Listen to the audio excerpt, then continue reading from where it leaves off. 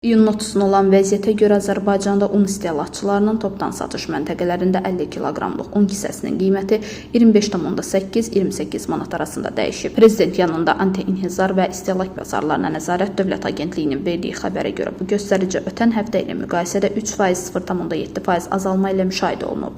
Bakı şəhərində və Abşeron rayonunda isə unun topdan satış qiyməti 26,5-27,5 manat arasında dəyişib. Burada da qiymətlər müvafiq olaraq 1,8-1% azalıb.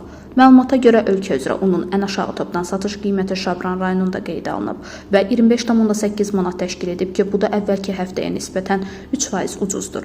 Ən yüksək qiymət isə Gəncə şəhərində müşahidə olunub. Burada 50 kiloqramlıq un kisəsi 28 manata satılıb ki, bu da həftəlik müqayisədə 0,7% azdır. İyunun 23-ünə Azərbaycanda un istehlakçılarının topdan satış məntəqələrində 50 kiloqramlıq un kisəsinin satış qiyməti 26,6-28,2 manat, o cümlədən Bakı şəhərində və Abşeron rayonunda 27,8 manat civarında dəyişib. Ölkə üzrə unun ən aşağı topdan satış qiyməti 26,6 manat olmaqla Şabran rayonunda, ən yüksək topdan satış qiyməti 28,2 manat olmaqla Gəncə şəhərində qeydə alınıb, deyə məlumatda qeyd olunub.